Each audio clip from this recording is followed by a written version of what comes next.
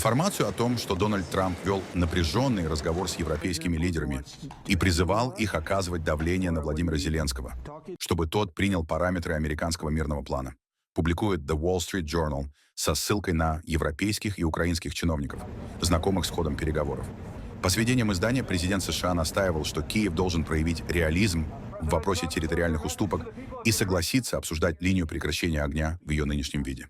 Украинская сторона в ответ на американские предложения подготовила собственную версию плана, стремясь сгладить наиболее болезненные и чувствительные моменты. В частности, Киев акцентирует, что любые решения по территориям может принимать исключительно Украина, а также предлагает внедрить жесткие механизмы контроля безопасности на линии разграничения. По словам собеседников The Wall Street Journal, именно тема территории остается главным пунктом разногласий. Трамп заинтересован в максимально быстром достижении соглашения, тогда как украинское руководство старается не допустить закрепления какой-либо формулы, которая могла бы восприниматься как уступка. Европейские лидеры оказались зажаты между этими подходами. С одной стороны, они стремятся поддерживать переговорный процесс, а с другой не хотят выходить за пределы украинских красных линий. Я бы хотел, чтобы это прекратилось. Мы работаем очень усердно. Это не особо затрагивает США, если только это не выйдет из-под контроля. Такие вещи заканчиваются Третьей мировой войной. И я сказал это на днях. Знаете, все продолжают играть в такие игры. Вы закончите Третьей мировой войной. И мы не хотим, чтобы это произошло. Я думал, что мы были очень близки к заключению сделки с Россией. Я думал, что мы были очень близки к сделке с Украиной. На самом деле, за исключением президента Зеленского, людям очень нравится концепция сделки. На субботу запланирована встреча. Посмотрим, будем ли мы посещать встречу или нет. Мы сказали, что будем посещать встречу, если мы думаем, что есть хорошие шансы на... Они хотят, чтобы мы посещали. И мы будем посещать встречу в Европе в субботу, если мы думаем, что есть хорошие шансы. И мы не хотим тратить много времени. Мы думаем, что это негативно. Вы знаете, мы хотим, чтобы это уладилось. Мы хотим спасти много жизней. Путин провел совещание с высшим военным руководством и поручил продолжать боевые действия в Украине в соответствии с намеченными планами. На докладе Герасимов сообщил о расширении наступательных действий в Харьковской и Сумской областях, а также заявил якобы о взятии Северска и продвижении в районе Константиновки. Во время сеанса видеосвязи с командирами несколько раз пропадал сигнал, и Герасимов связал это с активной работой украинских средств радиоэлектронной борьбы. Уважаемые товарищи, вооруженные силы Российской Федерации продолжают выполнение задач специальной военной операции и уверенно продвигаются по всему фронту. В плановом порядке идет создание и полосы безопасности в приграничных районах Украины. Продолжается ликвидация окруженных группировок противника на восточном берегу реки Оскол и в Димитрове. Мы видим, что киевский режим, не позволив формированием ВСУ, блокированным в этих районах, прекратить сопротивление и сдаться, обрекает их фактически на уничтожение. Штурмовые подразделения южной группировки войск продвигаются с боями в городе Константиновка. 45% зданий в этом населенном пункте под нашим контролем. Освобожден город Северск. Белый дом заявил, что Дональд Трамп направит представителя на европейские переговоры по Украине только если появится реальный шанс подписать мирное соглашение. Канцлер Германии Фридрих Мерц и генсек НАТО Марк Рютте подтвердили, что подготовка встречи на выходных обсуждается, но участие США остается неопределенным. Вашингтон ждет гарантий, что разговоры будут иметь реальный смысл. Состоятся ли в субботу встречи высокопоставленных представителей США с европейскими и украинскими официальными лицами для обсуждения мирного плана? Смотрите, Соединенные Штаты и администрация Трампа продолжают активно участвовать в попытках положить конец войне между Россией и Украиной. Президент вчера провел разговор с европейцами. Его специальный посланник Уитков и его команда продолжают вести переговоры с обеими сторонами буквально в настоящий момент. Если появится реальный шанс подписать мирное соглашение, если мы решим, что эти встречи действительно заслуживают присутствия представителя от США в эти выходные, тогда мы отправим представителя. Пока еще не ясно, верим ли мы, что настоящий мир достижим и что можно действительно продвинуть процесс вперед. Президент крайне разочарован обеими сторонами войны. Он устал от встреч ради встреч. Он не хочет больше разговоров. Он хочет действий. Он хочет окончания войны. И администрация только за последние пару недель провела более 30 часов встреч с россиянами, украинцами и европейцами, а также телефонных переговоров. Так что посмотрим насчет встреч в эти выходные. Следите за обновлениями. Знает ли президент о последнем предложении президента Зеленского, которое было отправлено вчера? Да, он в курсе. Говорит много и спит мало. В Белом доме продолжают подчеркивать запредельный рабочий ритм Дональда Трампа.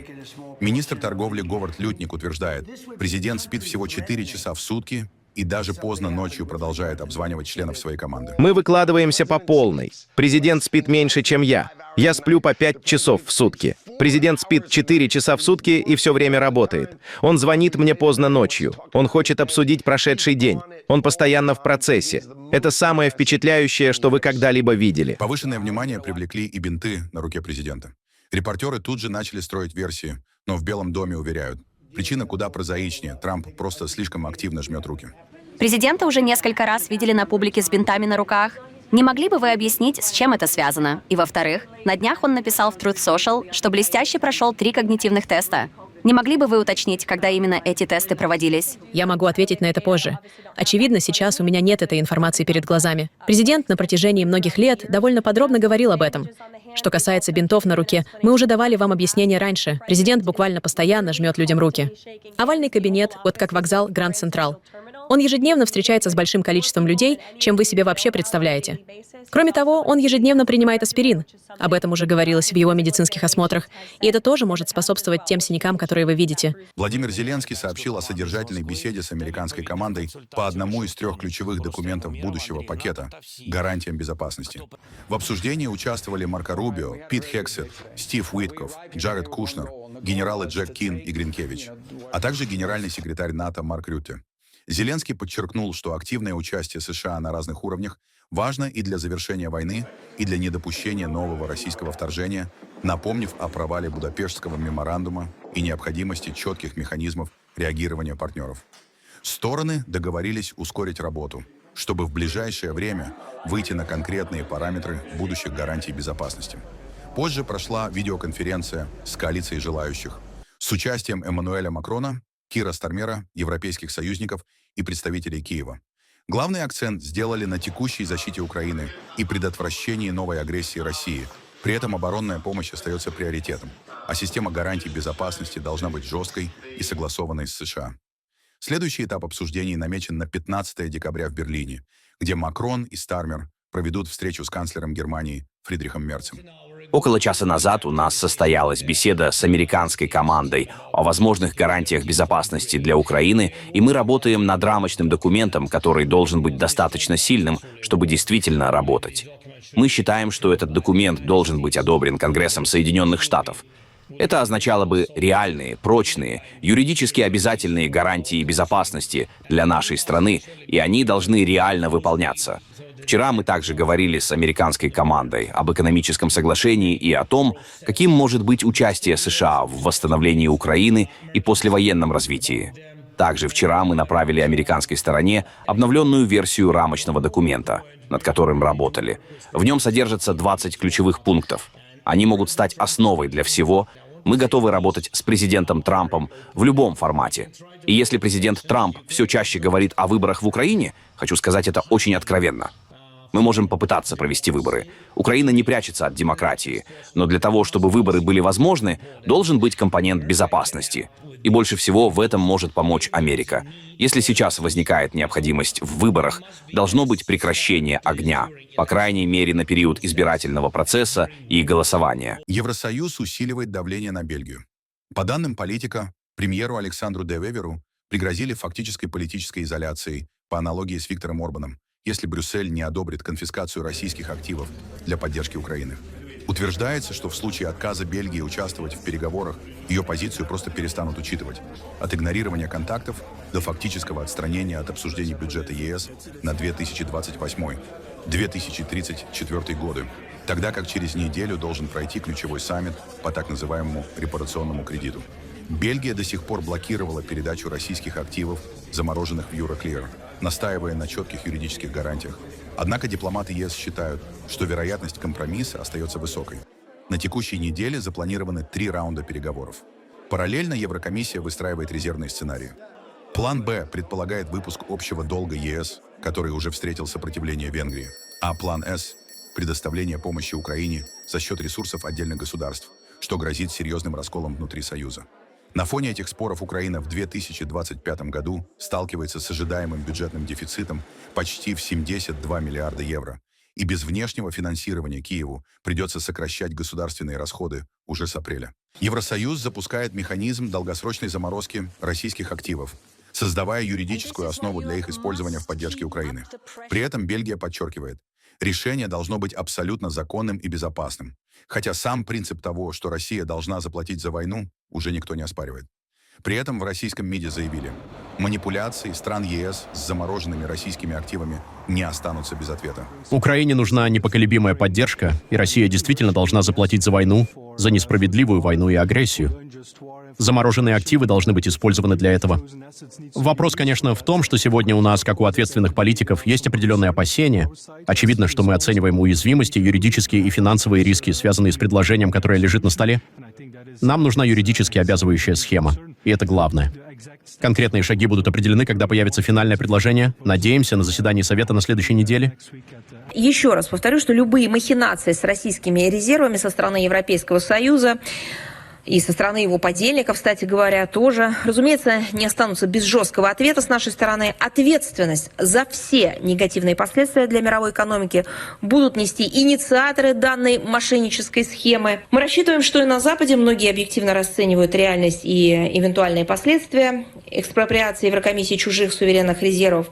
В частности, подобные шаги неизбежно скажутся на стабильности еврозоны, на привлекательности ЕСовской юрисдикции для иностранных инвесторов, прежде всего из азиатских и ближневосточных стран. Индия упростила выдачу бизнес-виз для китайских специалистов, сняв часть бюрократических барьеров и сократив сроки рассмотрения заявок до менее чем месяца. Это должно устранить задержки, которые приводили к многомиллиардным потерям из-за дефицита технических кадров. Шаг стал частью осторожного перезапуска отношений между странами после пограничного конфликта 2020 года и визита Нарендры Моди в Китай в 2025 году, где он обсуждал с Си Цзиньпином пути нормализации связей. Визовые послабления рассматриваются как практический результат этих переговоров и сигнал готовности к углублению сотрудничества. Параллельно возобновлено прямое авиасообщение. Индиго восстановила рейсы между Калькуттой и Гуанчжоу и запустила маршрут Нью-Дели-Гуанчжоу, а China Eastern Airlines вернула полеты между Шанхаем и Нью-Дели. Эти меры создают базу для роста деловой активности и реализации совместных проектов, несмотря на сохраняющиеся политические разногласия. Журнал Time назвал архитекторов искусственного интеллекта персоной года, подчеркивая масштаб перемен, которые технологии ИИ приносят в экономику, индустрию и повседневную жизнь. Издание фиксирует, как за последний год ИИ стал одновременно двигателем инноваций и источником новых тревог. От стремительного роста компаний, работающих с нейросетями, до резонансных эпизодов, усиливших общественные страхи перед возможными последствиями их применения. Подчеркивается, что за каждой системой стоят колоссальные объемы человеческого труда. Подготовка данных, разработка алгоритмов, поддержка инфраструктуры. ИИ остается технологией, целиком зависящей от людей, от того, какие принимаются решения, кто получает доступ к возможностям и насколько справедливо распределяются выгоды. Эксперты отмечают, что влияние ИИ только начинает проявляться в полную силу, и впереди еще больше трансформаций. Главный вызов — направить развитие технологий так, чтобы они повышали качество жизни и не усиливали социальное неравенство. А контроль над ними оставался в руках общества, а не алгоритмов. Если смотреть на это с точки зрения экономиста или исследователя технологий, искусственный интеллект или текущая волна ИИ, скорее всего, радикально изменит мир. Это технология общего назначения, которая, вероятно, изменит мир так же, как его изменили электричество, интернет или компьютер. Но впереди еще гораздо больше изменений. Возможно, пока рановато говорить, что все эти огромные преобразования уже случились, и некоторые оценки сегодня немного завышены. Я думаю, один из ключевых факторов в том, что технология должна распространиться шире. Без слов. Премьер Армении Пашинян приехал в Москву и записал ролик, где он молча сидит у окна в шляпе под песню «Ласкового мая» на фоне здания ФСБ на Лубянке. Отмечу, что ночью он не смог приземлиться в Москве из-за налета украинских дронов и полетел в Санкт-Петербург. В Москву он приехал для участия в заседании Межправительственного совета Евразийского экономического союза.